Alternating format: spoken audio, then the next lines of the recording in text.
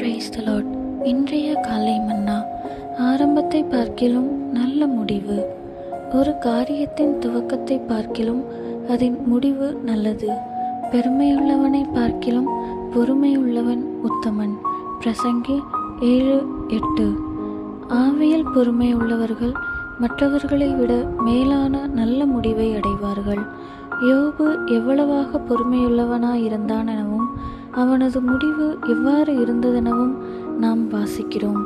இதோ பொறுமையாயிருக்கிறவர்களை பாக்கியவான்கள் என்கிறோமே. யோபின் பொறுமையை குறித்து கேள்விப்பட்டிருக்கிறீர்கள். கர்த்தருடைய செயலின் முடிவையும் கண்டிருக்கிறீர்கள். கர்த்தர் மிகுந்த உருக்கமும் இரக்கமும் உள்ளவராயிருக்கிறாரே என்று யாக்கோபு 5:11 நாம் வாசிக்கிறோம். யோபின் பொறுமையின் நிமித்தம் அவனது முடிவு இரண்டத்தனையான ஆசீர்வாதம் உள்ளதாயிருந்தது. அவனது முன்னிலைமையை பார்க்கிலும் பின் நிலைமையை கர்த்தர் அதிகமாய் ஆசீர்வதித்தார்.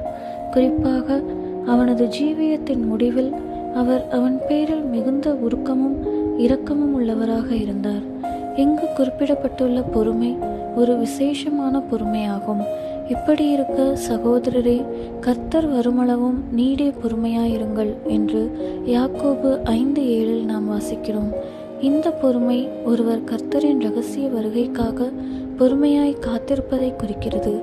இத்தகைய பரிசுத்தவான்களின் முடிவு அல்லது அவர்களின் மரணமோ அல்லது அவர்கள் கர்த்தருடைய இரகசிய வருகையில் எடுத்துக்கொள்ளப்படுதலோ எதுவாயினும் அவர்களது துவக்கத்தை பார்க்கிலும் மேலானதாயிருக்கும்.